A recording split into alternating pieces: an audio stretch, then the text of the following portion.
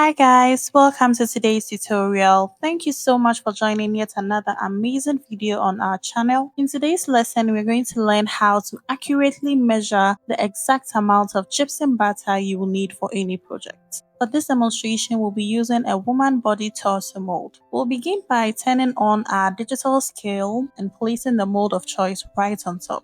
Next, press the tear button to reset the scale back to 0. Now, instead of guessing the quantity like most people do, we are going to use water as our guide. So you're going to slowly pour clean water into the mold until it reaches the brim or the exact level you want your gypsum to fill up to. Once that's done, you're going to check the scale and record the weight of the water shown. After noting it down, pour the water back into your bottle so nothing goes to waste.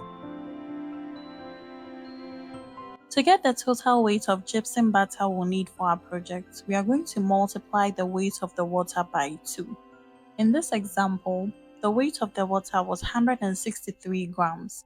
So multiplying that by 2 gives us 326 grams.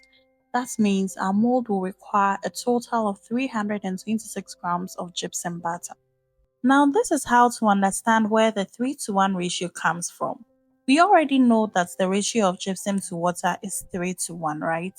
That means to get the total number of parts in the gypsum batter, we simply add the 3 parts of gypsum and the 1 part of water, giving us 4 parts in total. Since the gypsum makes up 3 of those 4 parts, we represent it as 3/4.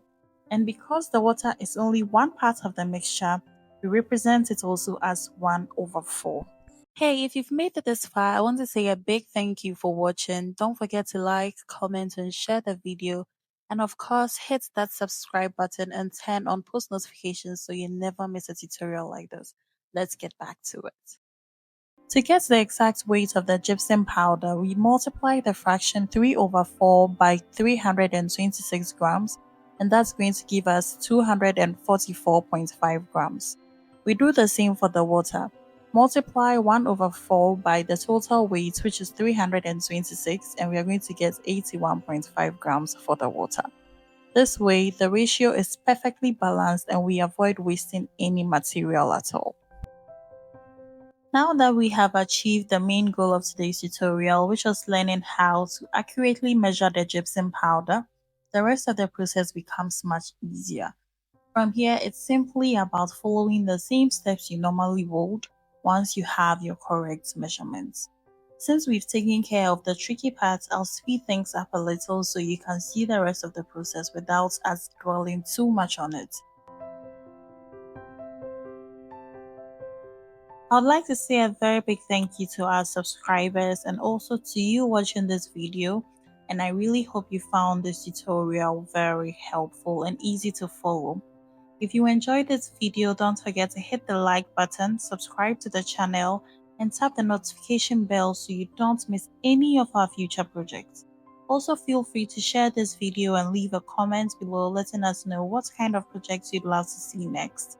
And just so you know, all the items used in the tutorial will be listed in the description box and they are all available on the official O-Celle website. See you in the next tutorial. Bye bye!